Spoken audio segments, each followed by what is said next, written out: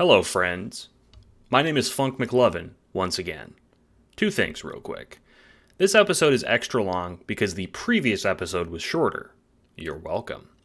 Second of all, I'm happy to say this episode has two special guests, Momo and Daft Class, who will be introduced very soon. We decided to pull some additional people for the pod because they have more experience with some of the topics we'll be discussing today, that topic being, of course, the trolls. Specifically, this video, as well as the next episode, will deal with Homestuck's Act 5, Act 1, otherwise known as Hivebent. Let's begin, of course, with the customary recap.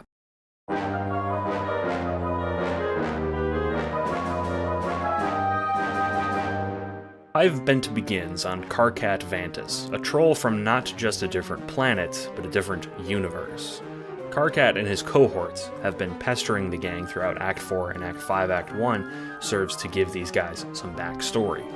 It's quickly apparent that like the humans, the trolls are gearing up to play Spurb themselves, which they call Scrub. There are some major changes between the two sessions, however. Firstly, that the game is not distributed worldwide like on Earth, and there are certain things that split the trolls session in two, namely the two teams they plan to make. The team shenanigans, while interesting, sadly need to be skipped in a summary, so suffice to say, there are 12 trolls that Karkat and his associates recruit to play the game. Early 5.1 is concerned with introducing each character and Alternia as a setting. We'll get into more of the specific trolls in the video itself, but if you're watching this, you probably already know who they are. Another thing that's introduced is troll romance. Again, more on this later. During this backstory, the reader is treated to more backstory in the form of flashbacks about the 12 trolls' history together, more specifically the relationship between Tavros, Aradia, Terezi, and Vriska, while the four play a game called Flarp with each other, which is basically a deadly version of LARP. To make a very long story short, Vriska does a bunch of horrible shit, and a bunch of trolls get hurt, ending in Aradia's death, Tavros' disabling, Terezi's blinding, and Vriska's own amputation. Also, Aradia gets put into a robot. Once the trolls are inside of the game, Karkat bonds with this game's version of Jack Noir, becoming friends. The trolls, with Jack, make a plan to defeat the Black Queen, one of the game's final bosses, so that they only have to deal with the Black King in the end. The trolls are also hyper-competent at the game, much more than the kids. More on this soon.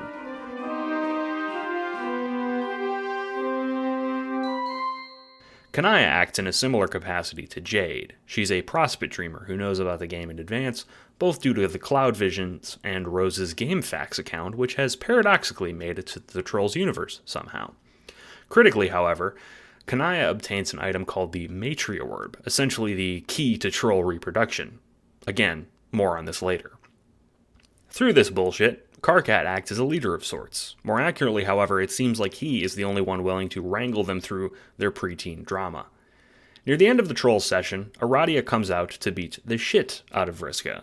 More on this later, but it's important.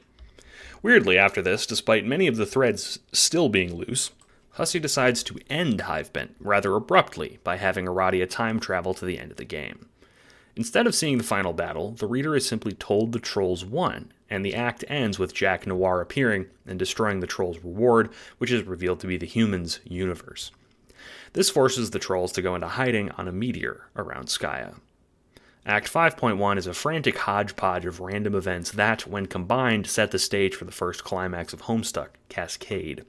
During its publication, this is also when Homestuck became wildly popular in about 2011 to 2012 on websites like Tumblr.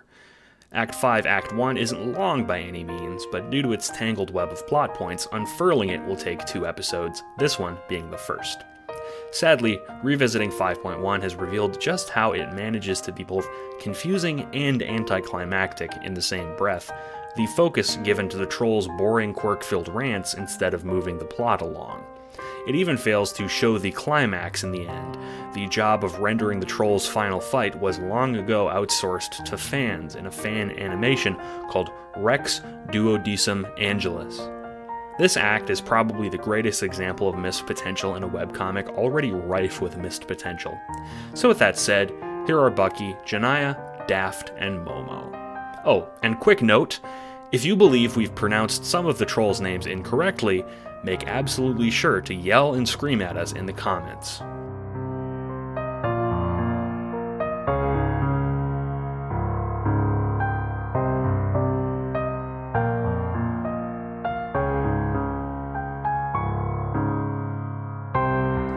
Alright, so this is another episode of Homestuck Rewritten.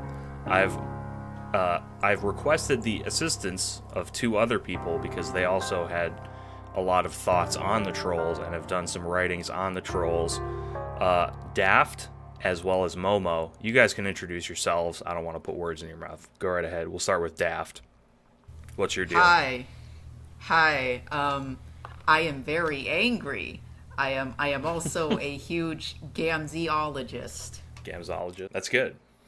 I'm a Vriscologist who has studied Vriska at Harvard. That's a real thing that you can do.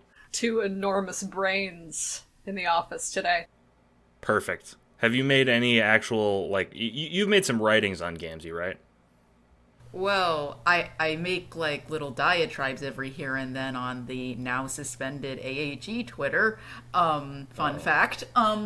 But I don't give a shit. I don't fucking care. But I do write about Gamzee in my fan adventure. However, my fan adventure is a very critical dissect Homestuck for what it is, no subjective interpretation sort of thing.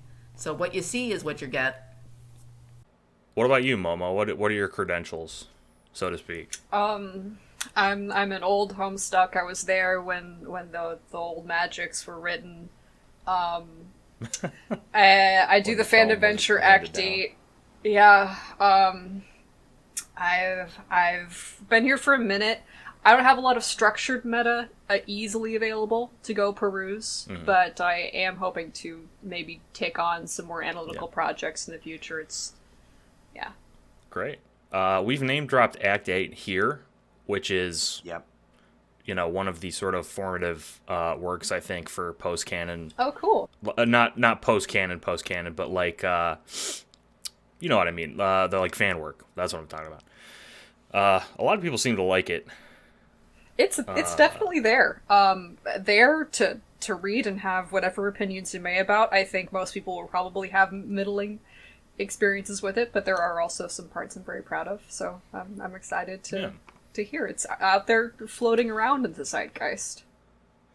Yeah, that and Act Omega, I think, are pretty much the last word in terms of non-canon continuations. Joy is good fun. I have not read either one, unfortunately. I hate to say that, because I've had Act 8 on my reading list. I've just been so exhausted with Homestuck stuff that even fan works are like, I'm not right now. I'm not ready. It's like that meme.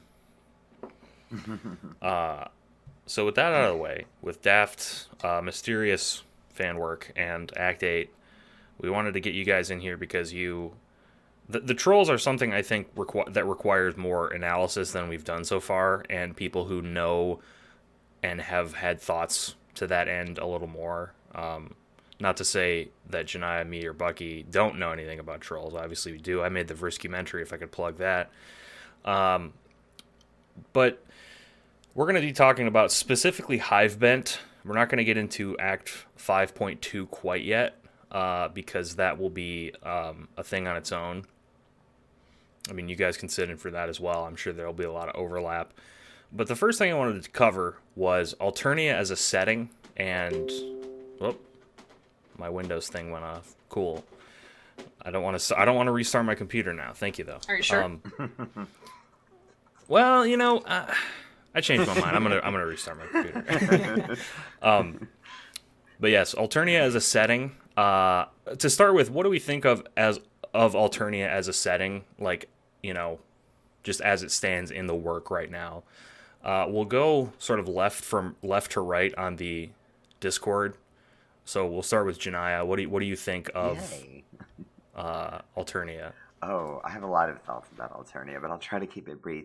I don't know. I kind of like Alternia is weird to me because like I see sort of like two versions of it that the comic can't decide which it wants to present. One is the sort of jokey like, aha, it's like it's like Earth but would troll everything. That's kind of like silly. And then there's like the more sort of serious interpretation of it where you actually like dig into like what this system means, and then I think by extension kind of like how that mirrors back on Earth, like our actual Earth, and like making political commentary, which is I don't think something that was done especially coherently in the original comic. But like generally I think Alternia is a very interesting setting, and I think it has the potential to make a lot of very interesting commentary. Like, you know, that again, like everything in the comic, there we've talked about that a lot. So you know, like I think as a setting it's good, and I think that the concepts of this like Doc Scratch and how it plays into like making the universe and like all of the plot stuff is also very like potentially interesting. It's just that I don't know. I personally would like to see it done a little more like coherently, and also as we're going to talk about, I think there's some not great stuff that gets introduced through that sort of like lack of intentionality that's very characteristic of Homestuck as a work that I think we should address. We've been talking about Americana throughout this series, and like Janaya said, it is an allegory to a lot of things that are happening in the real world. However, I don't think it's a very... It's an interesting allegory because some of it is, to sort of be pretentious, it's the hyper real, as they talk about in sort of the postmodern setting. And then the other side of it is like just jokes, and it's very hard to delineate what's jokes and what's not. Can't it be both motherfucking things? I love that that image of that line from Gamzee. It applies so well in unpacking what the fuck is going on in these truly bizarre psychic machinations of Homestuck. Yes. Do you have anything to add, Daft? What else? There's some extremely weird racist shit going on with the Condis. That is another reason why you guys were brought on, because, you know, the original three hosts can't really speak to that much. So I'm interested in getting into that. We'll leave the specifics till later, but... Yeah, it's probably best that we just kind of leave it at that right now. So, Momo, what are your thoughts on Alternia as a planet, as a setting? Building off what's been mentioned, I think where Alternia fits into Homestuck is about the anxieties inherent to growing up in an imperialist core, specifically America. And Alternia is introduced when the story is still young, and it really doesn't have like a lot of explicitness in its ideologies just yet. It's got all these anxieties floating around. They're in a sort of aimless way, and I say aimless because Alternia is really stupid. Alternia is the hyper-real that you mentioned. It's the film Idiocracy. It's the dysfunction of a society as portrayed by a dysfunctional society that doesn't know what's wrong with it. And like Janaya said, it's a joke. A lot of its elements of its world buildings, they're jokes. You can't really take them as seriously as you might like to. So you have a choice with rewriting. And I think I fall in the same place Janaya did, where I don't want to change so many things about Alternia. I just want to change how they are digested in the comic as Homestuck enters its more self-aware half in Act 6 and onward. That's a good way to put it. The more self-aware half. I like that. Ha ha ha ha ha. I said more self-aware. I didn't say self-aware. Yes, the more self-aware half. That is a very important distinction. Critically, also, it's self-aware in a way that is like not. It's aware of itself in that, like, it's aware of its critics and it's aware of the reception it's getting, but it's not self-aware in terms of its own themes. Mm-hmm. It hasn't figured it out yet. Because you see a lot more interaction with Hussey. Yeah. And finally, Bucky, what are your thoughts on Alternia broadly? A lot of good stuff has been covered. I read this first as a kid, like at like 15, and then I reread it in my 20s, and Alternia occupies this weird dreamlike state where it's just all children, and like it's just the unending nightmare of being a child without very much autonomy for most of the people on Alternia. And it's easy to keep them like that because they never see an adult who's autonomous. And I know that in our sort of rewrite setting, we have changed an amount of this, or at least we've talked about changing an amount of this. But I think the original Alternia was just it was important to the setting that they were children and that it was fucked up as a result, and that was important to the original author. Like that informs a lot of the way I understand Alternia. I think you might have mentioned this before. Someone did. This is not my thought, but Alternia was compared, I think, by Bucky as like the same pretentious as Lord of the Flies. Like it's pretentious in the same way because it's like, you know, kids are crazy and they're gonna kill each other, kind of like that vibe. Because yeah, Bucky, you're right. It is kids. Even if we do age them up to 18, that is still, you know, adolescence. We're on the same page of it is good. It just needs to reach a more full potential in terms of these themes that Hussey is kind of either trying to and not succeeding or unintentionally presenting.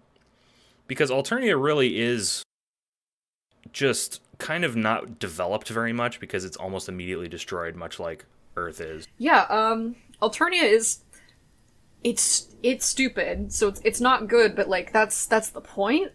In a way I really enjoy, because then you sort of bring the audience in, you make them lower their guard with how silly it is, and then you can develop on that. So when I approach like a rewriting concept philosophically, it's sort of like a home renovation. It's like, what was the intentions here? What were the limitations? Yes. What's the character? Perfect. So, I think keeping it kind of stupid, works great. It's just stupid on purpose. Yeah, it's just that what it does. It never goes past that. It just keeps using that stupidity as like a bludgeon to avoid dealing with itself.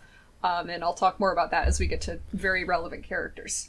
Okay, so I actually have a level of respect and reverence for Lord of the Flies because when I was in high school, I learned that it was a critical response to a book called The Coral Island, A Tale of the Pacific Ocean, written by an author named R.M. Ballantyne. So in The Coral Ocean, from what I was told, I haven't quite read the book myself, but a bunch of English Britain kids get stranded on an island and they prosper. They're so prosperous that they convert the natives to Christianity.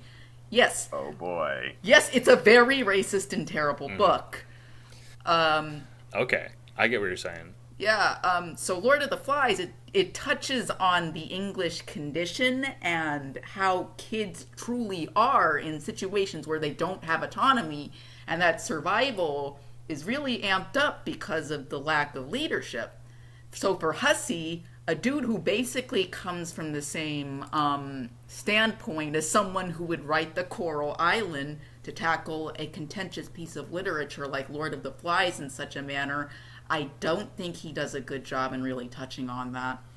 Yeah, I agree. Janai, what do you have to say about that? Yeah, so this is kind of piggybacking off of what Momo was talking about, where like Alternia as a setting has this kind of like inherent absurdity where like stuff is ridiculous or it's over the top and it's like it's grimsicle. It's grimsicle, and as a setting at its best, it can be used to make commentary on real world issues using that absurdity to focus in your messaging. Like there's a lot of things that you can say about it, and like I don't think that the original comic did an especially good job of that, but like there is the potential there in the setting. I think that having that absurdity does actually, like, that in and of itself is a strength. It's just what was done with it I don't especially love, and I think that it could be done a lot more coherently. Yes. Something Bucky mentioned earlier in one of the episodes was the idea of Alternia as comparing Alternia to the Earth that the kids come from, which is an American Earth, uh, and saying something like we had some interaction between John and Karkat where John says like, "I can't believe you get shipped off to get killed," and then Karkat responds with, "Well, I can't believe you get sent to a shitty job market. Plus, you guys have like armies as well. Like you fight with each other. That's fucked up too." And that contrast of maybe Alternia does what not the Earth, but what specifically America does on a larger scale. Because Momo, you said the Imperial core, and America, just like I mean, Alternia is literally an Imperial core explicitly in the text, which is never really talked about. It's just sort of a backdrop to these this violent race. Yeah, I wanted to add on to that because I did also specifically want to bring up that contrast, both because it would be a funny bit and and like again to highlight that it is kind of stupid that Alternia is just like her like imperious president, the glorious empire of America, but like supersized across space. Like I one of the reasons that I think I referenced that Momo calls their Act 8's Calliope in her, like, not ultimate form, but, like, ascended form as Miss America, to contrast Lord English. And, like, yeah, it really is, like, the old imperial power that, like, founded the current situation, and the new one that, like, ostensibly says that they're going to do things better this time, they swear. Like, Homestuck does not solve its core issues. Skaya and the like wheels churning and the universe creation are continuing, and it started long before we got to see the comic, and it's not going to end for a very long time after. One might say, and it don't stop. And It's just oh no. Bucky, Still I makes hate me you. think about that comic. Right. And then I make the sorry. oof sound. It naturalizes everything about itself, and it continues to do so in post-canon. And that's the most frustrating thing.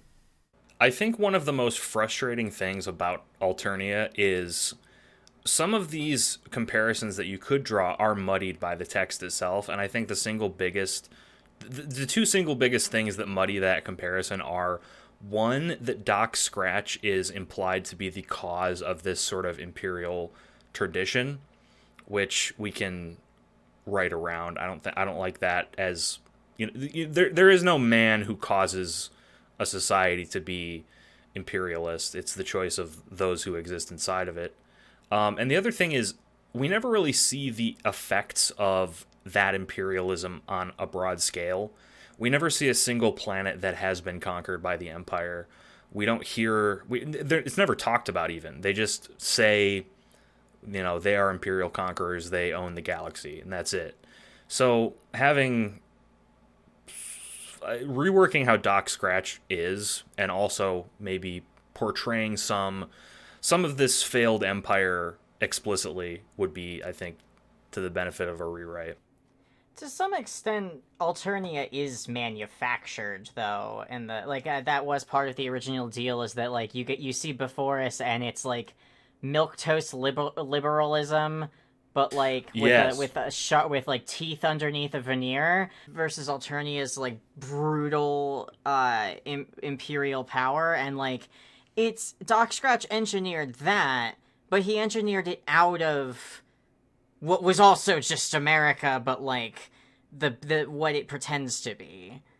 Yeah, it's, and I don't think this was intentional, but it's kind of like Alternia is very similar to sort of Lord of the Flies meets Starship Troopers, sort of this Republican imperialist future that I think a lot of people on that wing of the modern sort of zeitgeist would like.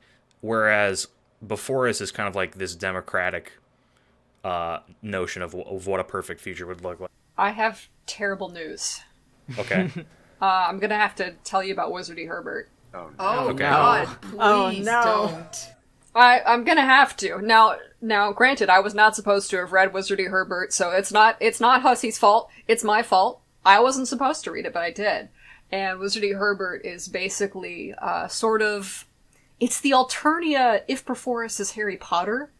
And there's all these kind of moments that come up in it where the protagonist like talks about, wow, I wish I was beaten more as a child because all this, frivolous, fun stuff didn't teach me enough. Wow. And so He you sure see, did like, say that. he sure did say that. So you've Beforin is like coddling and thinking that the world is being too soft on people, and that was the grievance that Andrew had with the quote unquote social justice warriors versus Alternia, which like also sucks, but it just seems like there's some kind of genuine affection for hell and just human misery on a scope that strains the imagination.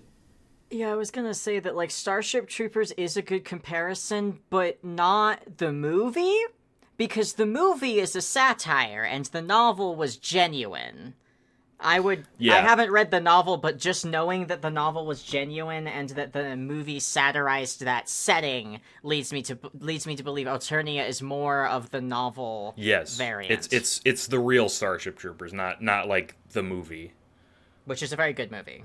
Yes. I have read the novel, and Ouch. yeah, so sorry. it's actually a very apt comparison, and like I'm it's interesting to hear Momo talk about Wizardy Herbert, which is not a work I have read, but like basically that's kind of like Starship Troopers is like the novel is basically like we don't live in this world, but it sure would be nice if we did. And like I don't know, I kind of get a little bit of that vibe from like how Alternia's presented. Are you sure about that? Right. Like Yeah. actually we should all gain citizenship through military service. Could be worse. Could be before us. Yeah, at least people Yeah. aren't being coddled. And like Okay. Grits teeth. Sucks air through teeth. At least you don't have a liberal nanny state. I'm like, okay, all right, Grandpa, let's take it back in. Okay, Grandpa Hussey, that's enough. 2 years or last year's SockCon, so the 2021, there was a Will at Homestuck panel, or not a Will at Homestuck panel. Sorry, the Would You Rather Stuck panel, and one of the questions was, would you rather live on Beforis or Alternia? We live on Beforis. What's that? We live on Beforis right now. Yes. But people said they would rather, the preponderance of people said they would rather live on Alternia, which is, I think, speaks to how favorably Hussey wrote Alternia. Because one of the things people said was, Beforis hits home, and we already live in a shitty, overbearing yet ineffectual state. I think that we're like when we get to Beforis, I've got some thoughts about like how that can potentially be used as very direct commentary on like neoliberalism and like just liberal politics in general. But Yeah. I don't want to drag us off in that direction because like we haven't gotten there yet. Yeah, I think that's pretty good. The idea of Beforis of Alternia as a setting that could have had a lot of potential if the author had any shred of self-awareness would have been cool. You could have mirrored a lot of these imperial structures that exist right now or historically or however you want to do it. And I think the main failure, very broadly, and this is like an overgeneralization, is Hussey didn't really put anything in Alternia in a negative context. Because even when Karkat gives up his dream of being a Thresh Secutioner, he's basically giving it up because something else came along and not that he didn't want to. Does that make sense? Which brings us to, I think, the actual trolls who we see themselves. We can talk more about the sort of... I think through them we can understand Alternia a lot better, because you can talk about this very broad imperialistic sort of idea, but the characters in the work right now are the only way we see Alternia's society expressed through them. And to some extent through Friend Sim, but we're not going to talk about Friend Sim in this rewrite. No, that's... So I'm going to bring up the trolls. I'm going to bring up the trolls in the order that they were introduced, which I think is a good way to talk about them because it sort of mirrors how much where they were placed puts them in context of how much Hussey was thinking about them, I think. So let's start with Carcat, who is, I think, inarguably the main troll. He gets the most narrative attention of all of them, spare perhaps Vriska. Last day of Cancer season. Yeah. On recording. You're right. It is do we have any cancers? My son is a Cancer. Points at Daft. Stop it! Shut up! Shut Points, up! points, Shut up! Points. Shut up! Shut up! Shut up! I hate you! Carcat. No! Stop! I'm serious. No. Daft becomes smaller and smaller as we No! I'm sorry. I think being a Cancer is cool, so you guys, No, being a Cancer is terrible. I will kill you. I wrote down this joke for this occasion. My grandmother was a Cancer, which is ironic, because she actually was killed by a giant crab. Oh. Fuck. Oh. All right. So what do we make of Carcat? I think, to sort of kick this off, he is the main troll, and uniquely in Homestuck, as opposed to Jane and John, the other two quote-unquote main guys, he is, by choice, the main guy, even though he is arguably qualified and he sort of forces his way into a leadership position. But at the same time, he is very earnestly the sort of emotional core of this group through his, messages and things. So unlike John, he is someone who steps up on purpose. So, in context of Alternia and as a character, what do we make of Carcat? I guess we'll kick it off with, Bucky, what do you think? Yeah, you voiced Carcat in the famous musical The Baby is June, so... I sure did. That's a thing I agreed to, and I said words in an order to do it. It's very good. It's very well put together. I like that a lot, Jojo. Thank you. I'm glad. So, Bucky, what have you learned about Carcat having gone into his headspace? Oh, yes. I mean, we brought it up and we've danced around it. It is sort of important that the dude is absolutely 100% Go Army, like 1000%. Yeah. But also, it is also important that every single one of these motherfuckers is so weird. They are weird kids. And it's undeniable that they, would be the one outcast in their friend group if they hadn't all found each other online, which is sort of, the part of the theming of Homestuck, is that they all... Internet brings people together, but everybody on the internet sucks. And Carcat's weird trait is that he likes rom-coms, basically, that he's, really into romance, and I do like that about him. I do like that he is so into romance, and he's so wrong about all of it.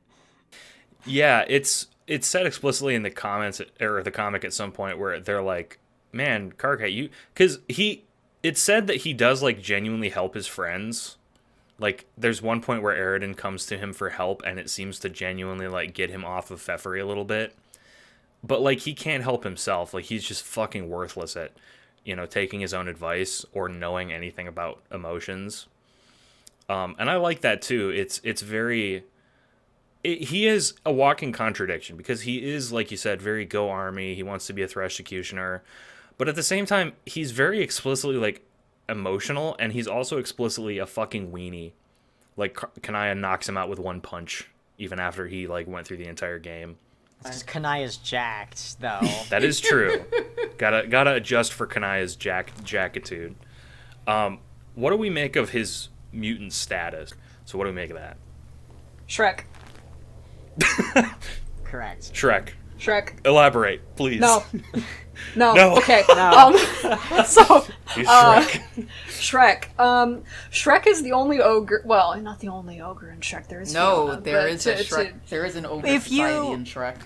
If you don't count the musical or extra canon shit, Oh, I I'm really pretty sure don't. that I'm living in Shrek 1, baby. I'm living in the paradise of Shrek 1. Shrek is the only ogre assigned ogre at birth? Yeah, that works. My point is, the Karkat is a Shrek.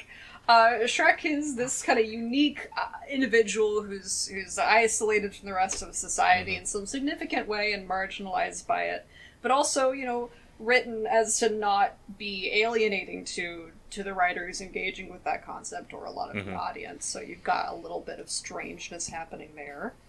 I think that's kind of how the mutation works. Is very. I agree. You sound upset, Jojo. What's wrong? You pried my third eye open against my will. Jojo, it sounds like you haven't listened to the Shrek episode of Will at Homestuck. As the woman who was the one who made the Shrek Karkat comparison while we were recording that episode, I absolutely agree with Momo. Shrek wears a knight helmet, confirms. That's true. Yeah, Shrek's a knight too. A knight has useless man syndrome. I think with all of the trolls, there's kind of a balance of to what end are we going to explore their sort of uniqueness and how they play into the Alternian society, and to what extent are we going to just move this along because there is a plot happening and that exists within the context of a thing that's going to happen. And I think Shrek, there's a lot of really interesting stuff with I just fucking said Shrek. That's his name. That's the main character of Homestuck, Mr. Shrek. There's a lot of... I just realized I did that you 4 sound times. Confused. Several times I said Shrek. There's a lot of things going on with Karkat / Shrek about he the whole thing with the Go Army and his role in the Imperial system, or what he wants to be his role in the Imperial system, and how that plays into the fact that he is, he has a mutation that if discovered would get him killed by that system. So I think that's really interesting to look at, and you could dig into that in a lot of detail, but I think as far as the actual plot of the story and what you're going to functionally get out of it, a lot of this stuff ends up being kind of background, where it's okay, the mutation is it's something that's important, but it's not necessarily something that we're going to get to dig into maybe as much as we would like to. Yeah, I credit this observation to Riff, but Karkat is marginalized in the world building, but not by narrative. Right. That's huge. Yeah. That goes for a lot of the trolls, I think. Exactly. So, and narrative is this very specific force in Homestuck, where it is that's the real layer of prejudice that kind of exists within the mentality that the story is being written in, whereas the world building is not always completely honest. Crow has said some great things about there's this friction between the world building racism and then the actual texts. That kind of brings me on topic of where I was sort of going with this, is that I think that's really potentially interesting, but I am 100% confident that it was not done on purpose in the original work. And I think that is something that you can look at intentionally and make the point that Karkat is marginalized in his society, but not by the narrative. And you have several characters where their role in society contrasts to the role that they're assigned by the narrative, and I think that you can do some potentially interesting things with that comparison, where you look at the contrast there intent on purpose, instead of it just kind of being a thing that's out there. So I think that establishing stuff like the mutant status and the fact that Karkat could be called for that if it's discovered, and then to contrast that to the role that Karkat ends up taking in the narrative, where he becomes extremely important. Yeah, you that gives me an idea of what we could do with Karkat specifically, which is, instead of having him just be some guy in the middle of nowhere who just talks about his marginalization and we don't see until basically Friend Sim. We could have him actually be part of a boot camp. Like he lives with other trolls, or maybe he talks to them over online. He lives in a community. Because right now, all of these trolls are isolated except really for Solix, and even then, he is just shown to live in an apartment building. But for Karkat, he could be like at a boot camp posing as another blood caste, or still hiding his blood, and that is sort of noticeable to others. And you could have him speaking to other characters, especially like, Solix or Terezi, who ostensibly know his secret, who are like, if you get caught, you're going to get fucking killed. And he's like, yeah, I know, but like, I have to do this to be a leader and like be anything in society. Like, I don't have any other alternatives. If only there was a game I could escape into, but sadly that will never happen. Ha ha ha, wink wink. That could be kind of interesting. Because it would not only show his marginalization, but it would show his place in his aspirational sort of role. He would be a Thresh Executioner. Because I don't know if you guys knew this, but in the rewrite we are having them be like 18. So the trolls would be on the cusp of like leaving to do imperialism. Which is sort of like the parallel we're drawing is like one of the things that we were trying to do was they are going off to do something and then something worse happens instead of like just starting from static and it's just like, oh, there's a game, which is fine, but like I don't know, there's some like tensions building up. Also, it's cool if they're not kids, even if we're not doing weird sex stuff, because it's already like a story. You can have coming of age stories with not literal children. And then the last thing was you can then parallel that with Alternia, because like going off to college and your career and going off into your military career is again like parallels of our continued commentary on Americana that maybe licks less leather. I'm sure that'll come up as we talk about more, and I'm sure that Karkat will come up as we talk more about some of these trolls. I want to say more about Karkat. Oh, yeah. If you have something to say, by all means. Yeah. He's a bootlicker. He's a little bootlicker. That's his whole deal. And that's what's kind of so disappointing in his trajectory. Because, like, it's fine that he is. That's kind of realistic for a person in his situation. You see that happen. Yeah. But for the same reasons we were talking about Alternia and how Homestuck never really turns the corner, Karkat never has to sit down and tell himself, no, Alternia sucked, and actually it's not something I should do. And he fails.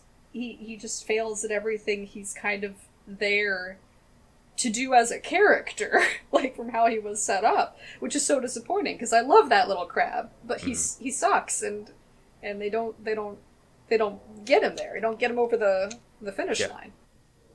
Okay, I better throw in my 2 cents before we move off Karkat. I think the Karkat is actually a character hugely tied to Alternian religion, which I find to be one of the most fascinating things about his character. Like, if you pay attention to him, he and Gamzee actually have a lot in common, which if you think about their friendship in terms of Homestuck and what lore we do get, I think it absolutely makes sense that those two would have a very close bond that unfortunately does just get like torn asunder by this meta-narrative of Homestuck atheism that Andrew Hussey keeps preaching, very racistly, I might add. You sure did atheist there very sexily, Andrew Hussey. Homestuck was written at the apex of internet atheism, pre-reactionary sort of I'll call it Christopher Hitchens tier atheism, where it's like atheism is cool, we need to be humanists, everyone is equal. That segues very nicely into paradoxically both neoliberalism as well as neoconism. But I'm glad you brought up the religion, because the next character we're going to talk about is Gamzee. He's introduced second. And we briefly talked about Gamzee last time when we tried to cover Hivebent, but I'm going to step back because I know the people we've brought on have some Gamzee ideas. Let's start with Daft. Okay. So Gamzee is Alternian's version of a GNC voodoo practitioner. They are gay, and there is no other way to contextualize this character's sexuality in comic. They are hard written in as a gay man. If you pay attention to the way Homestuck handles sexuality, which is something I find very fascinating, it also extends to Carcat and Dave if you're paying attention to Hussey's meta-narrative ramblings. Like, a lot of characters who are dudes have this attraction to women are saved by not having to display the homosexual feelings. You might actually notice this in Jake's arc, but characters like Dirk,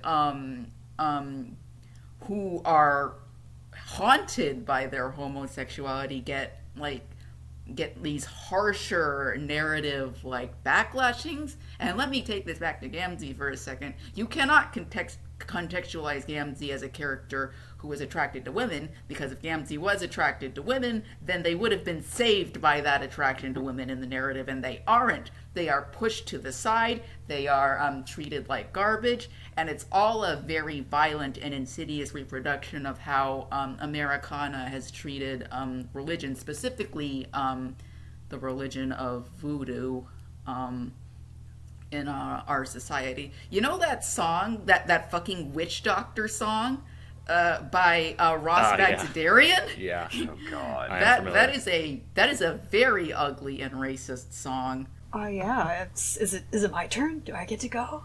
Yeah, go for it. Oh. So, when we said earlier that Alternia was a joke, this is exactly where we start coming up against that, because this is what happens to Gamzee. What's going on with Gamzee's character trajectory is they wake up to the fact that Alternia is not sincere, and that Homestuck ultimately is not sincere. And that's what happens to this character. You're talking about specifically in the comic when Gamzee sees ICP from Dave's. Yeah, I know I'm going a little bit forward, but nothing else happens with Gamzee. No, that's fine. That's fine. Until then, there is the stuff in with Hive the Ben. Black Panther, It's very sparse, so we can jump ahead a little bit. Homestuck is not sincere. It lives to use itself as a bludgeon against people who would take it sincerely, because Hazi wants to be a troll.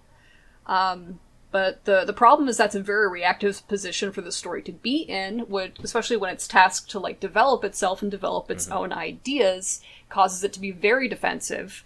Because the real question, the one that Homestuck is avoiding, is what is the joke about? Why is the joke funny? And it's exactly what Daft was talking about. The joke is at the expense of, voodoo. When we look at then how Kurlos is designed, it's obviously a reference to Dr. Deslierre from the Princess and the Frog. It's the structure of Alternia for the Purple Bloods and for the Condas is that voodoo practitioners and rappers wouldn't be at the pinnacle of society. And that reveals that there's that element of racial horror at play in this drama that's unfolding about the Imperial Court. It's all connected. Yeah, I would like to add to that in terms of class structure, where a big joke that Hussey makes about Alternia is the traditionally low class style people, I will say. For instance, the two biggest examples being obviously Her Imperious Condescension and Gamzee, and the Grand High Blood, for how little he is involved, are people who, in our world, are marginalized and at the bottom of society. So it's this inversion, and the joke doesn't really seem to be, as you said, anything deeper than, isn't this silly? Which is kind of shitty. Does that make sense? Yeah, what Homestuck's task was to do was to wake up to that and deconstruct the insincerity into a meaningful growth away from its own racism, but instead we just kept buckling down on it over and over until what we essentially have in Homestuck 2 is a lynching scene, which I think is not great. Yeah. That's really fucked up. Yeah. Yeah, it's pretty bad. What I was going to say, and this isn't specific thoughts, but more a question, is so we are now granting ourselves the power to rewrite this story in a way that is, I think so far we've taken the idea that we are going to do this sincerely, and so I was curious for both Momo and Daft, how would you approach Gamzee in a way that kind of takes a little bit of the flavor of what we're given, but like does it in a way that actually says something that is sincere and not racist as fuck. Like, what's the path forward, basically? So, when Andrew pointed to that photograph of like the Moira allegiance is like this is, and then there was like peace forever, and this relationship is legitimate, and it was the way forward for both of these characters. Stick You to mean it. with Karkat and Yeah, Gamzee? yeah, stick to it. Deliver, because yes, that's true. Karkat is a bootlicker, and he needs to get over it for his own sake. And the way to do that is to legitimize that a person like Gamzee deserves affection. And for Gamzee's problems and what Gamzee's experiencing, which is the metatextual racism, to be taken seriously. I agree. I like that. I think another way to improve what I was talking about, the inversion of class, instead of being a joke or arbitrary, you could make it a commentary. You could make it say, these are the type of people who are on top of this society because this doesn't matter. Class distinctions and all these arbitrary things that we don't have to care about, it doesn't matter. When Gamzee sees Dave like mocking ICP, and for the record, I think ICP is awesome. I did sound for them once, which Didn't they is a fuck whole up different like story. like the building with the fake, or was Yeah, that they somebody fucked else? up Oh, the okay, no, that was. that is the story. I'm glad they we- did that. It I'm was- glad they did yeah. it. The Fago canon said the word story is Fago. elsewhere on my channel. However, the inversion of class as commentary, saying all of this shit is fucking arbitrary. We don't have, here ICP is, it's basically shorthand for like white trash, but on their planet, it's the religion. And that, I think, can be realized a lot later in Act 6 when Condi tries to enforce her own will on Earth. So we can get into that later, but I really do like that thread of legitimizing, because I said earlier in the group chat that we're all in, one of there are joke characters in Homestuck, and Gamzee, I think, even though he is quote unquote the most important character of Homestuck, he is a joke character. He is the ICP clown. His existence is completely ironic, and then once he actually becomes important to the story, because Andrew Hussey arbitrarily decides that, he becomes a silent character. He doesn't talk. I don't think he talks in Act 6, period, except for like in Jane's flash when she's on the planet buying blood from him. There's that one line to Urania, which is incredibly loaded and not written sincerely, and that whole exchange is pretty yikes. Yeah, or yeah, Arania like mind controls him. Make of that what you will, but this blue blood. She's been implied to be behind his actions for a while. Yes. She is responsible for the Gam Resi situation. She is directly responsible for that. That's like the worst compet ever. The Gam Resi is like just the worst. Fuck There's that. a lot of fandom history going into that one and why that You panned out. wanted to talk about how you would improve the Gam yes, situation. Well, all you really need to do is point out that Caliborn is the real ruler of Alternia, and that the Grand High Blood and the Condis have always been a puppet government. That's how you would fix that situation.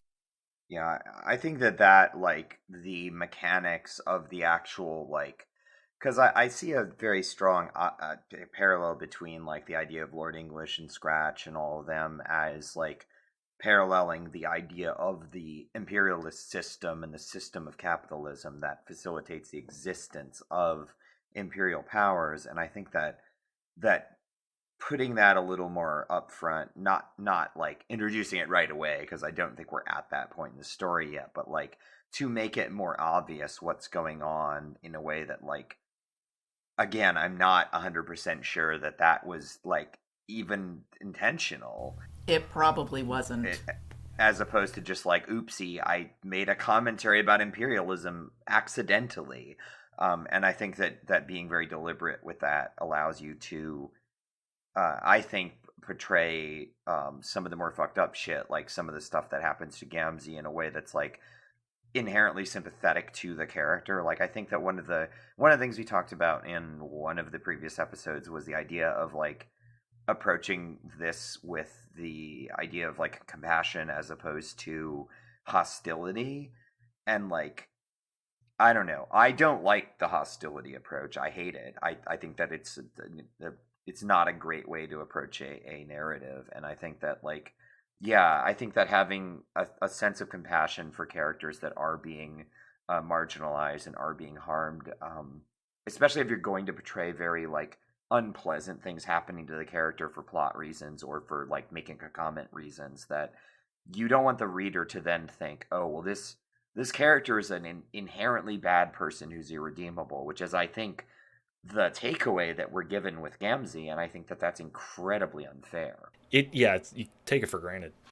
We've been stressing this over and over again, but really, like, you don't have to change much about too many of the actual events. You just have to change how you frame that's a good lot point. of it. Homestuck is the whole problem that I can confidently say most, if not all of us here have a problem with, is not that the things in Homestuck, that some of the things in Homestuck happened, but that they are framed as though the character's misery is the entertainment. Yeah, that's a good way to put it. I think that very neatly ties in with what Janai was talking about with this hostility. And this will definitely come up with characters down the line. Both not punishing the character and not punishing the reader for connecting with them. And this happens a lot with Nepeta, but I think it definitely goes for Gamzee. A lot of people who like Gamzee are kind of made fun of on Twitter and other places because, like, why would you? Why would you like Gamzee? He's marginalized by the text. What is there? And because that sympathy is never extended to him, and that's a lot of the problem with how he's characterized. Let's talk next about Terezi, who we kind of just hit on. I actually want to start out this one because I have a lot of opinions about Terezi as she connects to the other characters. Terezi is like probably the best troll, just in terms of how she is written and how she is characterized and just the weirdness that she embodies. But she is the worst written troll in terms of her place in the story. So she has possibly the most charismatic and interesting, compelling introduction. She has a lot of mystery attached to her. She and Kanai are the first two people to awaken on Prospit. She knows a lot of stuff. She has a dragon that's going to hatch from an egg. But then her entire character is wasted in facilitating basically Karkat and Vriska. I want to know what you guys think about Terezi. She's a cop. She's a cop. Cop. Points. Cop. Yeah, that's another compelling thing that's just not expounded upon whatsoever.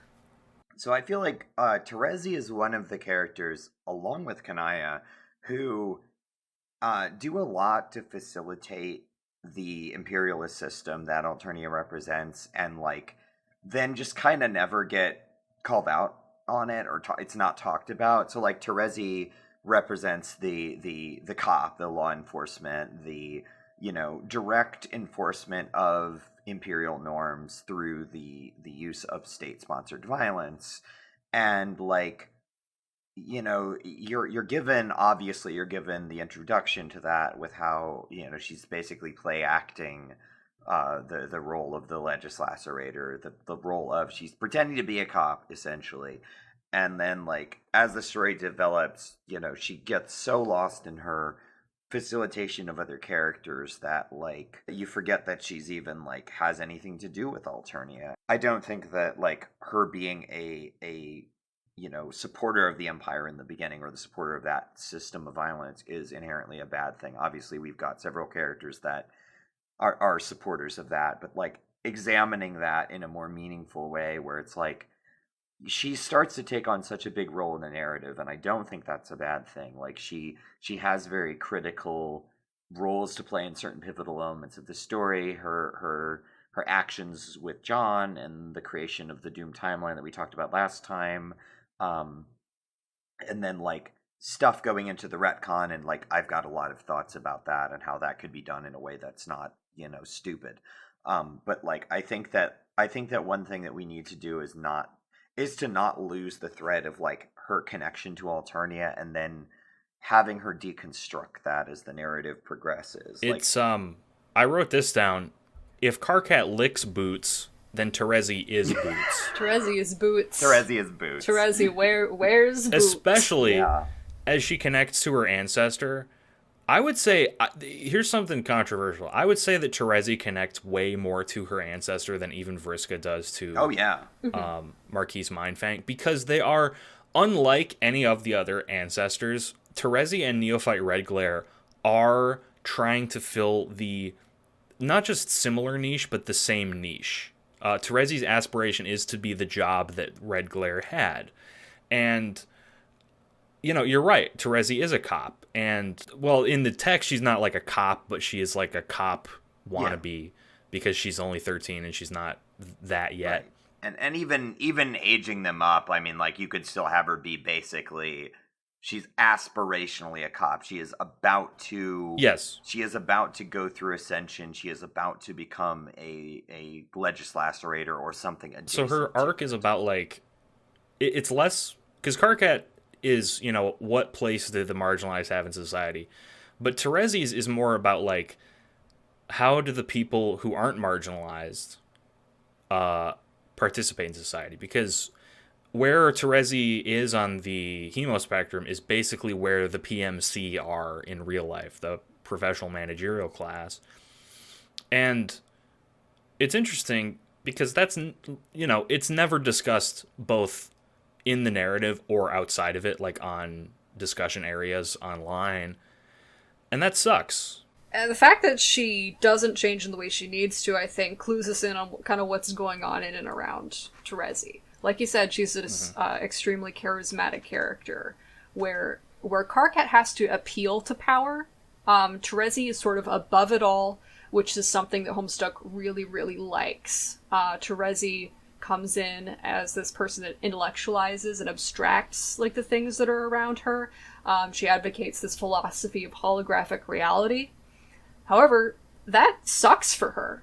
It causes her to fail the people she cares the most about, particularly Vriska, but that charisma her character has, and the appeal that she has to narrative and to Karkat and to Homestuck, it insulates her from actually changing or being challenged on any of this, because it would deflate a lot of the things that Homestuck idolizes. Yeah, so the problem is that Terezi is Rick Sanchez, and nobody ever lets her not keep getting away with shit. Goddamn. Ow! Unfortunately, Terezi, Pyrope, and Rick Sanchez occupy the same character archetype, which is dude who is so cool and so smart all the time. Also, alcoholism themes. That also tracks. I just had that brain blast when Momo was saying what they were saying. It's just like, oh no. I hate what you have said to me. Yeah, it's even worse because Rick is like, he's framed as like a rebel, but Terezi is the Rick who like participates in. Terezi is one of the Ricks on the Council of Ricks, to be more specific. But, yes. Yeah. Oh my god.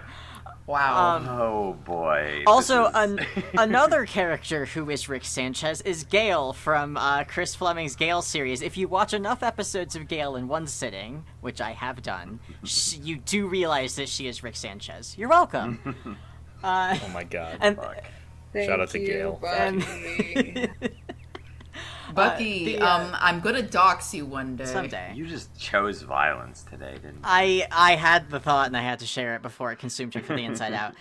The only other thing I would say is, like, it's not that we can't comment on the cop thing. Again, like, I think a character aspiring to that sort of position because she's been told that's what she has to do and it's what her whole society is sort of framed around. She gets a thrill out of it, like, and it's fun for her. Like, that is fun for her. It's important that it's fun for her. Like, that's all good. However, you can still do that without new symmetry. Yeah, we could just lose that. Yeah. I feel like there's so much loading, especially when you have characters that are very obviously black coded. That maybe that doesn't serve the narrative at all. She can be macabre. Right. Yeah.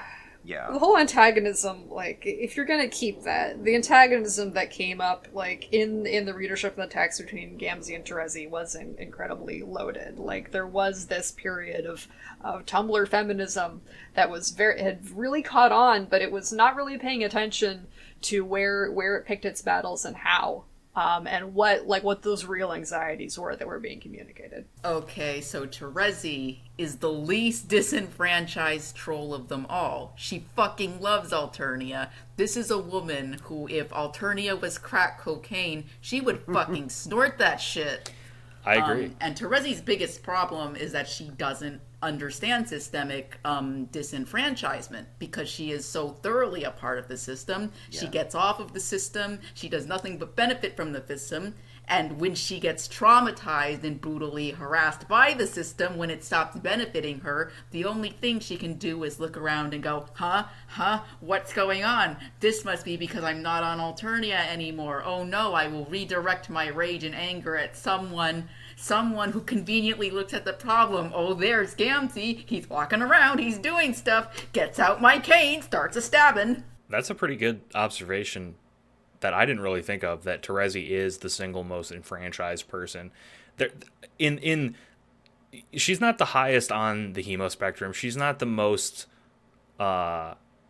she even has some problems that are, like, would get her cold, like her blindness and the fact that she does not have a lucis. But she is the most enfranchised, and I think it shows a lot that the most enfranchised person is also kind of fucked over by the system. So even the people who the system works for, is that it doesn't work for them. Short, very brief comment, which may or may not intersect with what Bucky's about to say. She's not the most enfranchised person because there's one other character, and that's Vriska. Well, Vriska has more problems with Alternia than Terezi does. Terezi thinks that she is critical of Alternia. She believes that she's critical of Alternia. True. However, she is so, again, she abstracts it, she's so above it all that she can believe that, but when she's challenged on it, which the narrative does, she does not, like, succeed at being challenged on it. She doesn't really turn anything around, and that's because she had abstracted it. It's not within her experience. I think out of all of the characters, Terezi grieves Alternia the most. Yeah. Like, everybody has a reason to miss Alternia, but, like, she was on track to be the next Neophyte Red Glare, stepping into exactly those shoes, and she has a lot to miss, even if it wasn't good for anybody else. I think that is what mainly... I would push back on the Vriska as the most enfranchised, because certainly... Eridan's right there. Objectively... That's true. Eridan's right there. Good point. Okay, yeah. Eridan, yeah. Vriska, however, has a lot of unique... I would say outside of the system with a capital S, problems that prevent her from being the most enfranchised, like specifically her mom, like forcing her to kill people. Purely from a like Alternian like caste perspective and like her role in society, Vriska is like probably near the not, you're right, Eridan is right there, but like she's up there, but you're right that there are between the stuff with her mom and then also the stuff with her and like Scratch, there's some like external factors that kind of like influence that. So yeah, you're right. I rescind my previous comment. I think you are correct in that, like, cast wise she is the most enfranchised. No, Eridan is right there. I absolutely Eridan's right there. Right. Besides we'll talk about him later. About you, that buddy. little rat. We'll get to you next time. The last thing I think about Terezi is like the way that she speaks to Aradia after what happens to Tavros. And there's a reason Aradia does not take consolation from Terezi, that Terezi will handle it. You can see right there, that is like the disconnect between the experiences of these characters.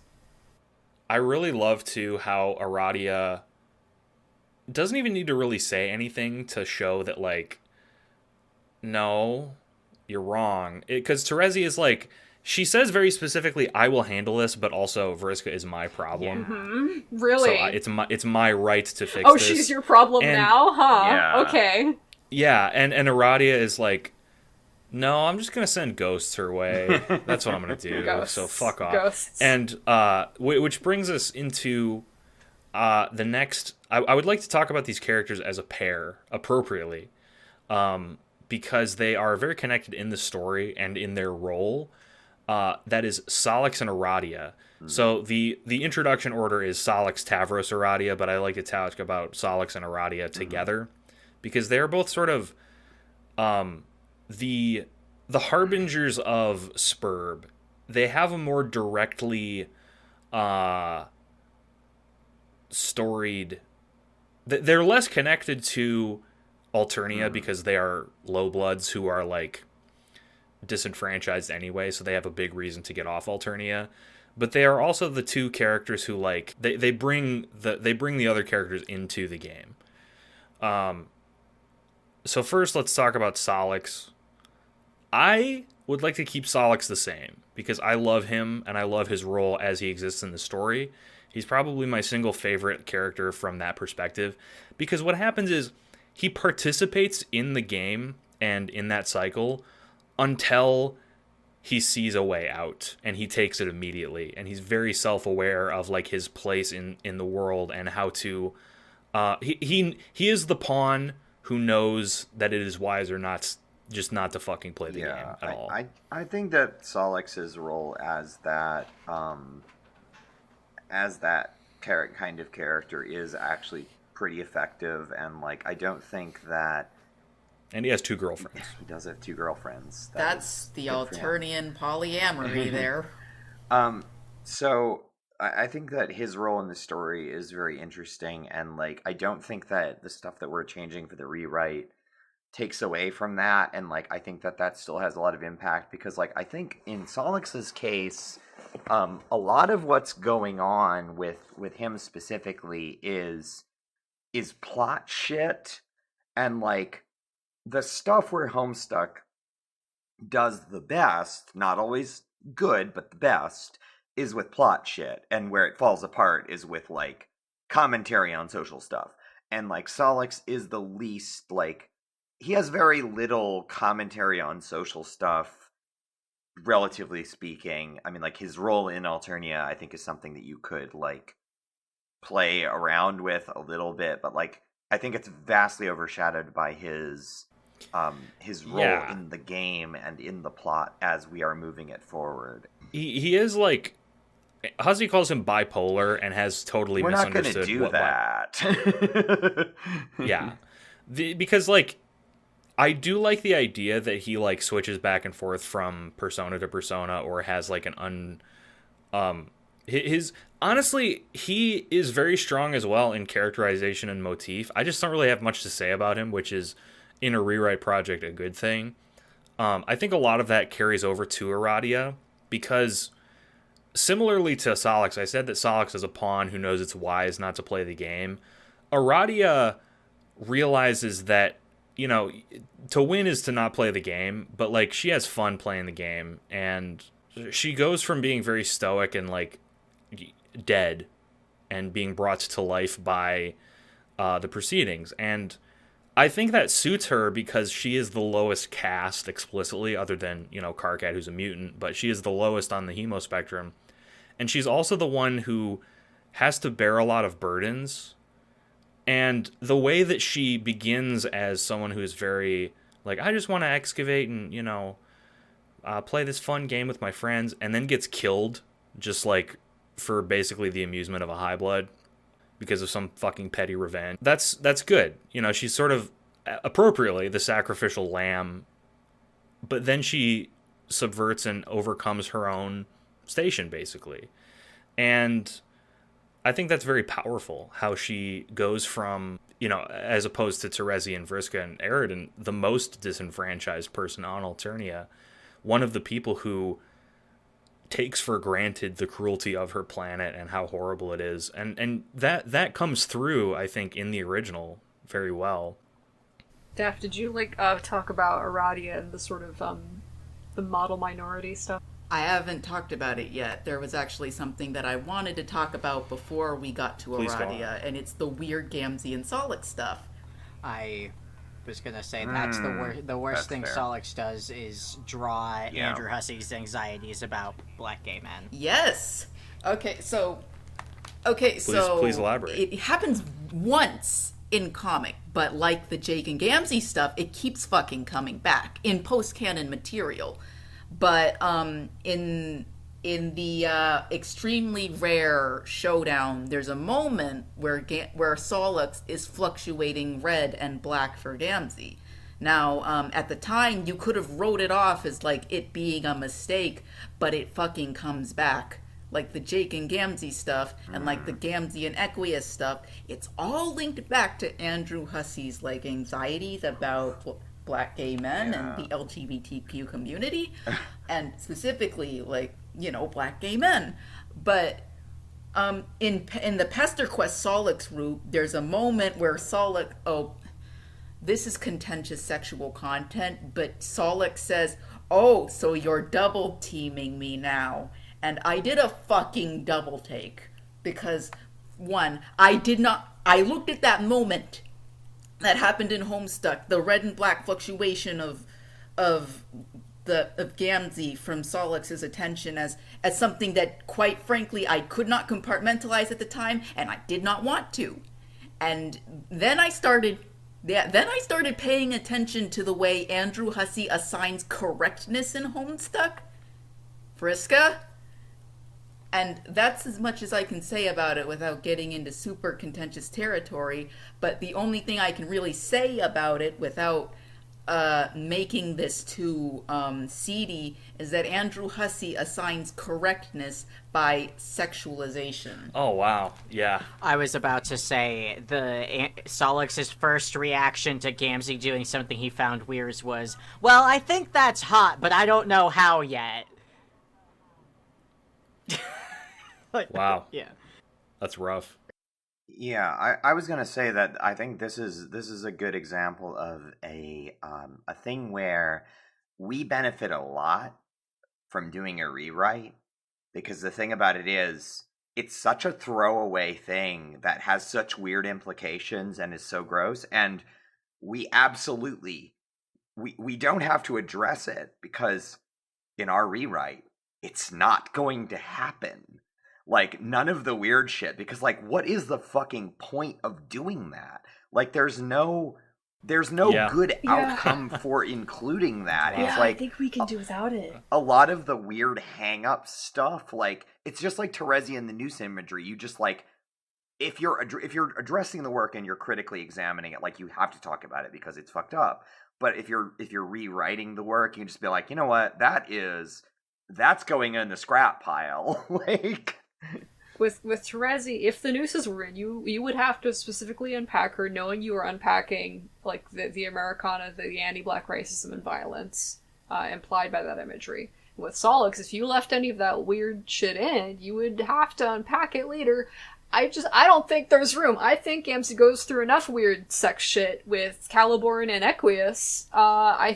And Jake, I think we can stop. I think 3's enough, personally.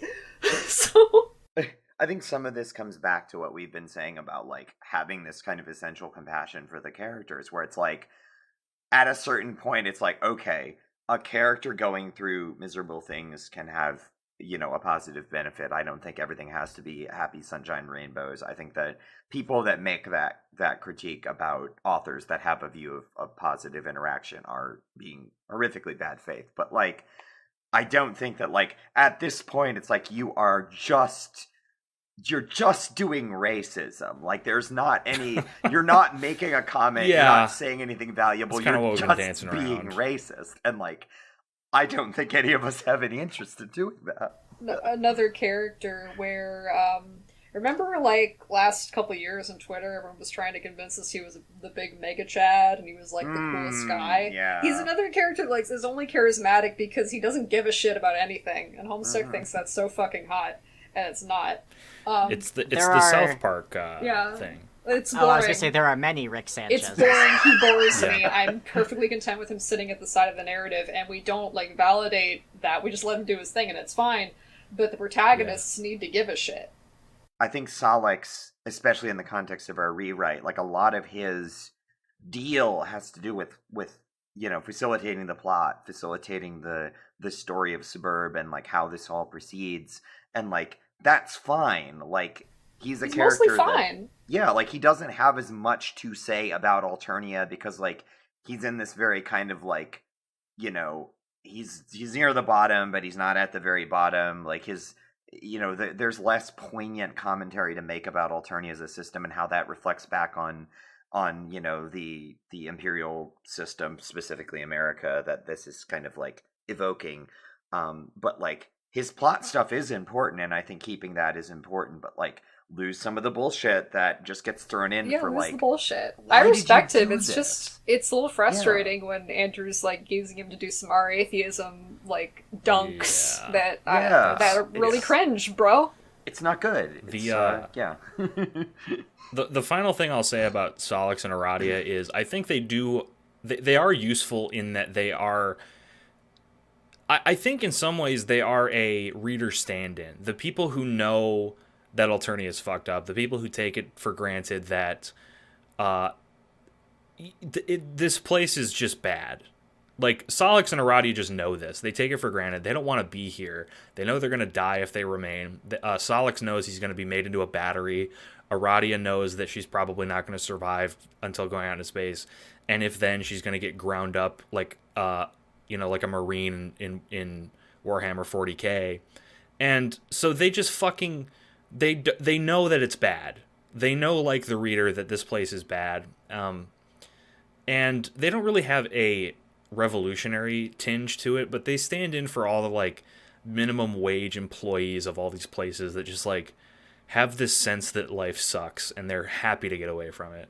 So I was gonna say that like the thing about Aradia, and I really like Aradia a lot. I think that in the comic she's one of the characters that has like the least weird shit that's coming from her, at least. But like, I think one of the things that I would change about Aradia in a rewrite would be to actually like follow through on a lot of the narrative stuff that she gets in the beginning, because like Aradia is one of these characters that's like, okay, she's really important to this arc and she's really important and she gets her god powers like very early on, relatively speaking. Like, all of this stuff is super important, and then she just like gets dropped.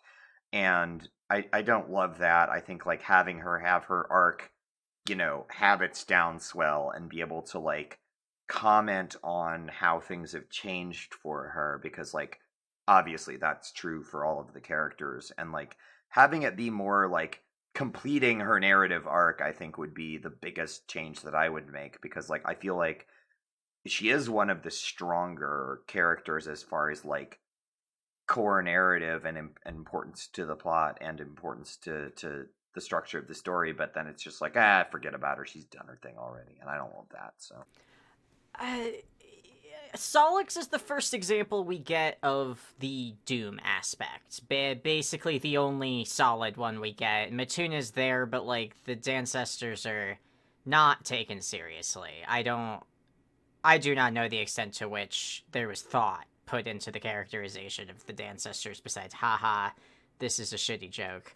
But Solix is like basically the most solid example we have of what it means to contribute to a system but be completely eclipsed by it, essentially. And in Solix's case, he's supposed to act on his knowledge and his smarts, but what does him in the end is having to use his physical power. Like, I'm counting his psychic power as a physical power because it takes a physical toll on him to use it.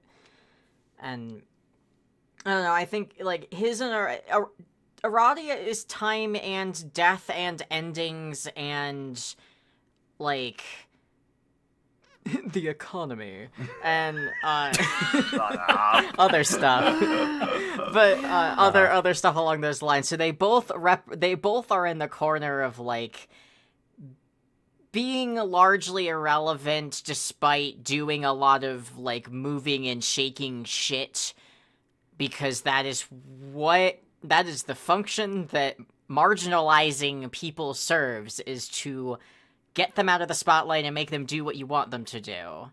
So in that way that they fit both those aspects and the position that they were placed on the hemo spectrum fairly well. Yay, Solix, you didn't have to be a battery. Oh wait, You gotta launch this. You gotta launch this meteor, bud. You gotta launch it. Battery. You gotta launch it. Yeah, that's Doom. He can't escape. You gotta launch it, Morty.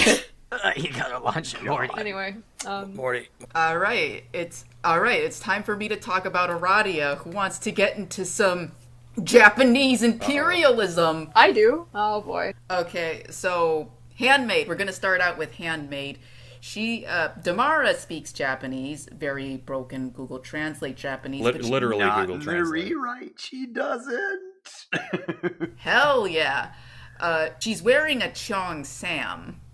So a Cheong Sam, for the uninitiated, is a Chinese dress. So what this tells me is that Lord English has Damara in as an agent of his imperialism, and to an extent that does transfer over to Aradia, but not in the conventional way you expect. Like, when she fucks off from the narrative to become, like, Death's assistant, she's basically turning herself into some kind of guide for the dead. And when I read that, I was it didn't make me very happy, because it's not very empowering. It's actually something bold take here, but it actually seems like a reproduction of Beforus's, like, we will take care of these people, not in an authentic way, but because it is our responsibility to, because we have the power to do so. And I think that's just so shitty, because one person cannot be held accountable for the failings of a system, and to place that on Aradia and pose it as empowering this Japanese 13-year-old girl, just to place all of that responsibility on her, that's so fucking disgusting. I think that goes very well with what Janaya said about completing an arc.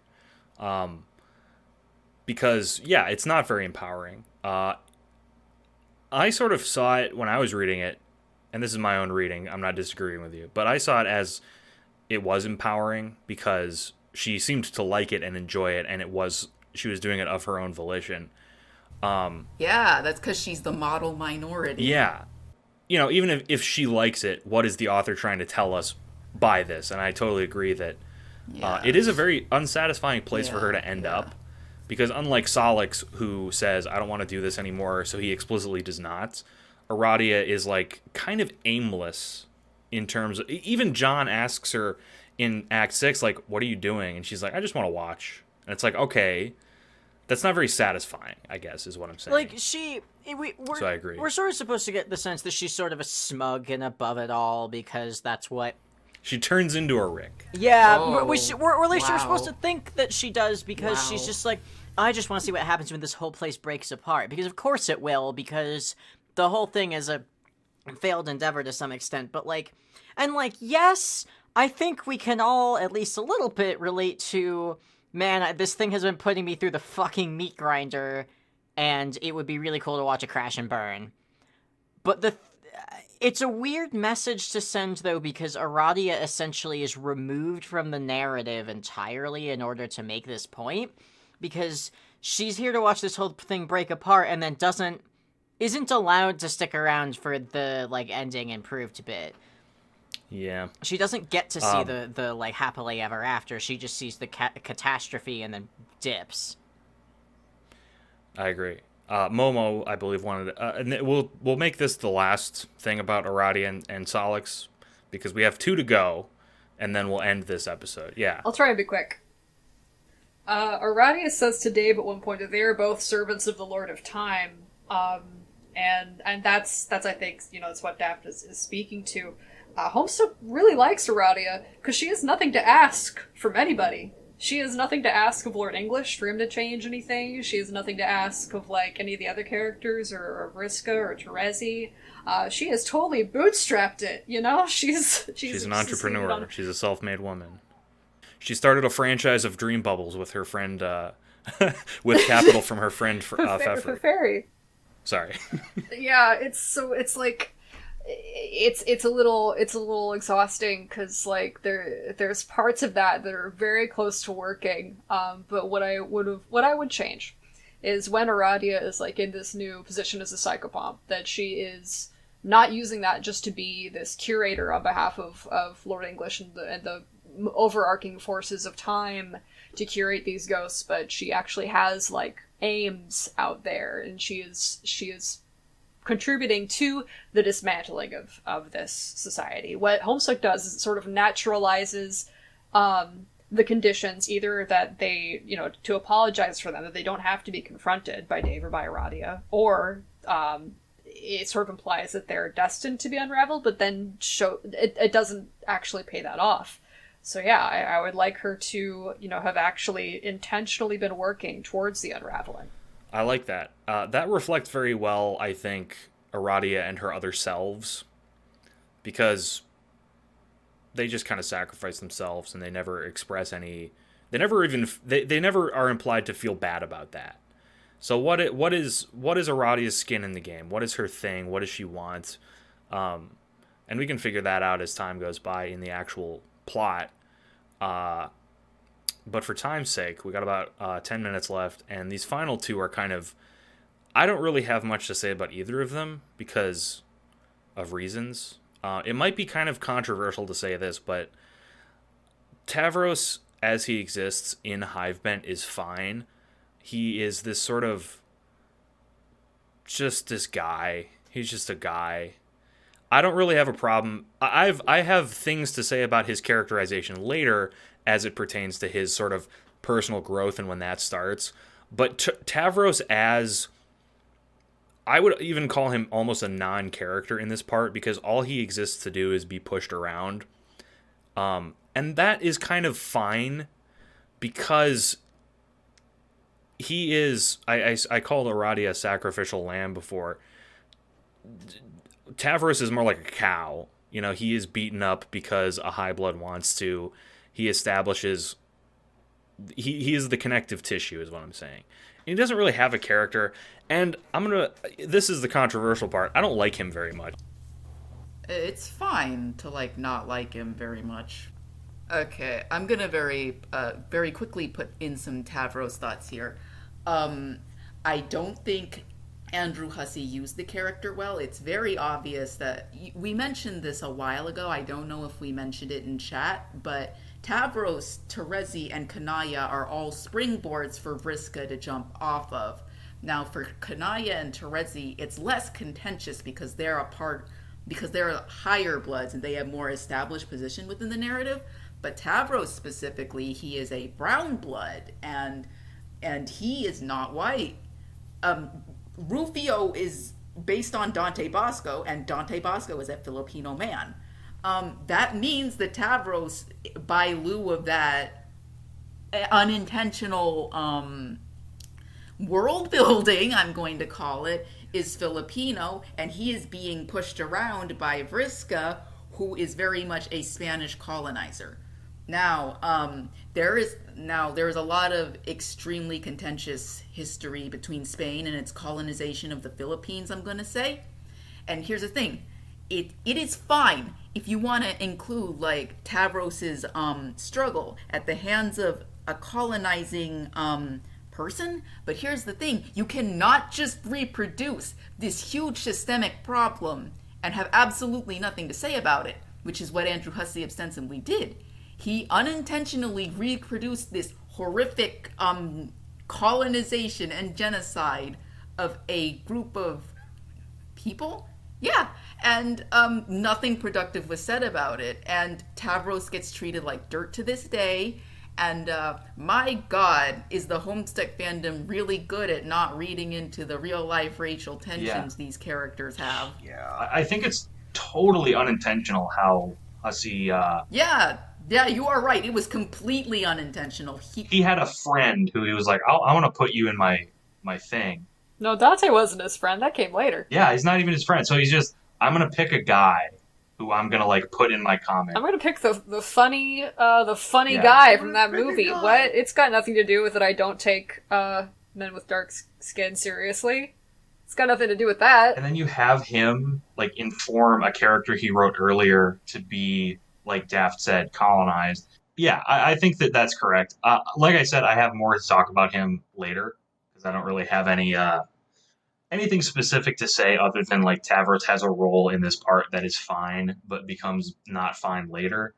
All I was going to say is I feel like Tavros is in some ways similar to Aradia in that, like, my main issues with how Tavros is presented, other than some of the weird ableist slurs that are directed at him, but that's the thing that we're not doing in the rewrite, is like the character doesn't really get a chance to fulfill an arc that, you know, gives the character justice.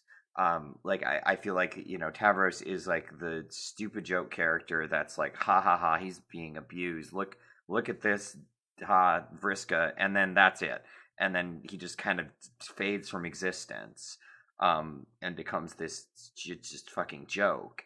And I think that that would be good to not do, and to have the character, like, I don't necessarily think that he's going to suddenly become like a major character, because like we have a lot of characters, and like even in a rewrite, there's still going to be characters that are more like minor or supporting, but at least to give the character some sense of like closure, and like not just, oh, this character's being abused, isn't that funny, which is the kind of vibe that I get off of Tavros. And I'm not a giant Tavros fan either, but like that shit's fucked up, so maybe let's not do that. The problem Homestuck has with Tavros is that Tavros's behavior is not very successfully coerced by Alternia. Like Aradia and Solix, like he knows the fucking score. Like he's very content in playing the game of Flarp? Yeah. Flarp, like on his own terms in his own way. And what that provides meaningfully is this contrast to Vriska, whose behavior is coerced by Alternia, and she hates it. So there's that nice interplay there. I just wish. A theme we are consistently coming back to. I agree. Great potential. Nepepida. Nepeta! Ha ha ha. Ha ha ha ha. I don't know that JoJo is on audio, so I guess we're going to talk about Nepeta now, and our thoughts on Nepeta. All right, cool. Let's talk about Nepeta. I'm sorry for holding up everybody. We'll start with Bucky, because Bucky is sort of the most time constrained of all of us, I believe. Also, I like Nepeta. Yes, please. By all means, talk about Nepeta. Also, Nya. No, Nepeta was, like, one of the first trolls I really got attached to, so I just like her a lot. Like, the biggest problem with Nepeta is literally just the framing. Everything else is fine. She is a weird little cat girl who has her ships and, kills things with her bare hands. Like, I fucking love her. The perfect character. No notes. No, I don't... Yeah, exactly. Like, literally all you have to do is not... Is leave her alone. Literally all you have to do is not have Karkat be shitty to her face. Don't fuse her with a fucking bird. Leave her alone. That was also fucked up, but we haven't gotten there yet. So a lot of people think, they believe, because I made a video about Vriska, that my favorite troll is Vriska. And that is deeply not true. Vriska, I would never want... I would file a restraining order against Vriska. I just think she's a compelling character, which is very different. Restraining order. Affectionate. But Nepeta... Yes. I love Nepeta. Nepeta is my favorite character possibly in Homestuck. I have nothing to add in Hivebent, because in Hivebent she's basically just a spare guy, which is fine. You can have a spare guy who's funny and charismatic. That's fine. You got 12. So many spare guys. Yeah, and... A plethora of guys. A plenitude of guys. She is the best spare guy. I have one change that I want to make during Murderstuck to her, and I would like to change one minute thing about her relationship with Equius, because the only problem I have with their More Allegiance, which is, by the way, probably one of the best in canon relationships, and... Oh, we're gonna disappoint you real bad next episode. We'll talk more about that when we get into Equius next episode. However, I want to change the fact that she's like... She does not seem like an equal to him. She's not. And that sucks, and I don't like that. I do like how she pushes back against that, but Equius is, like, due to his caste, higher up. And I think if she pushed back against that, that's the only real change that I would make, is pushing back more against Equius's bullshit and establishing that, like, Moral allegiance is often said in canon to be like, one of the people here has to hold back the other by pacifying them in some way, and that's fine. But I think it would be funny if with Nepeta you subvert that, where it's like they think that Equius is holding back Nepeta because Nepeta is like strong and kills animals with her bare hands, but then it's actually Nepeta is holding back Equius's weird horniness. Yeah, which unfortunately for all of us, Homestuck didn't let her do that, and we had to deal with Equius being Equius. I don't know why not. Thank you, Ozzy. I hate it. I hate Equius so much. I'm sorry. I hate him. You can cut that. Continue. Having the weird, like, sweaty, overly sexual white dude in control of the neurodivergent, marginalized woman is sure a choice that was made. That's all I have to say about that. Yeah, that sucks. Yeah, I think we're gonna maybe not do that. They can still be more rails, and they can still be their character. It's just I don't like that. I don't like the power dynamic. Yeah. I also like that they're the two most powerful. Like they have the most raw power of any of the trolls. I think that, like, so two things. One, I think that we'll get into this a lot more when we talk about Equius, because in canon of his role in the society and how we can, like, maybe adjust some of his characterization to make him a little less gestures vaguely at Equius.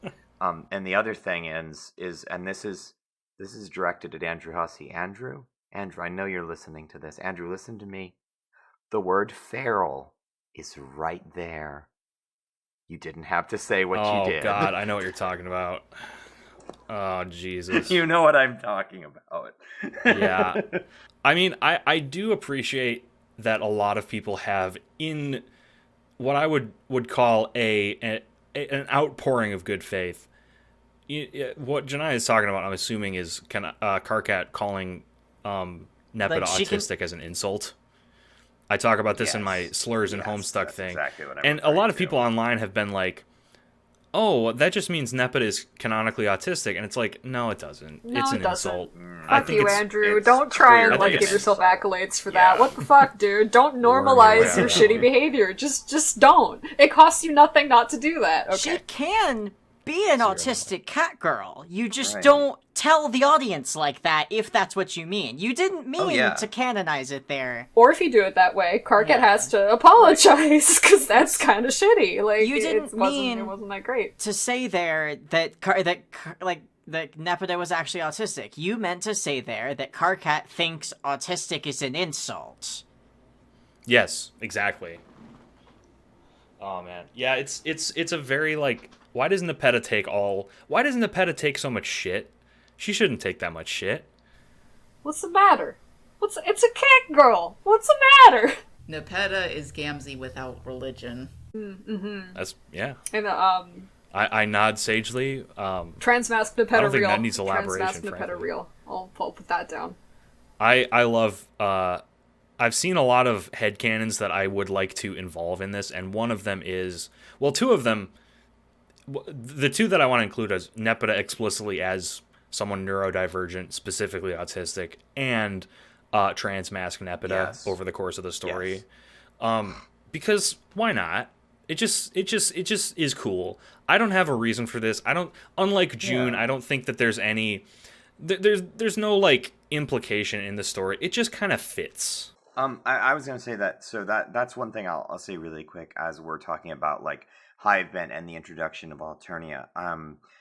You know, I've seen the argument that like, oh, if you want to talk about like trans trolls, you need to like rigorously define what gender means. I'll add that to the discussion for next time.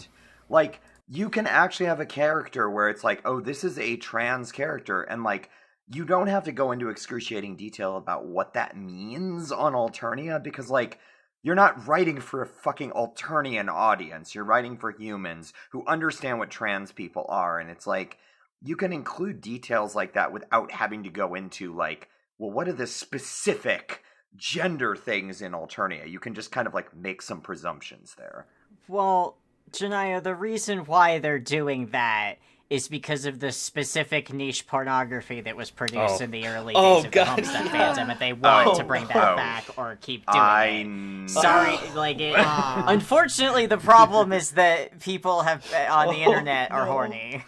You just brought back a flood of fucking like images flashing in front of my Like face. we said, Oh, Alternia man. is a joke. Like you don't. Yeah, we You don't need to take that world building so sincerely as to like It's not let it. Even if it's not a joke, Yeah. it's hyper real America. Yeah. So why would being trans mean something different? Also, again, we do not need to read into the insults Karkat uses as concrete canonical world building to Yeah. the setting. You're Actually, like how That's often true.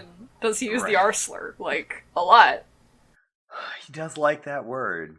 every single piece of like Alternian genital information is from Karkat bitching about something. I hate it. Yeah. It's not. That's just an insult. Dick weasel isn't a real thing that humans have, you know? They don't. I mean, speak for yourself.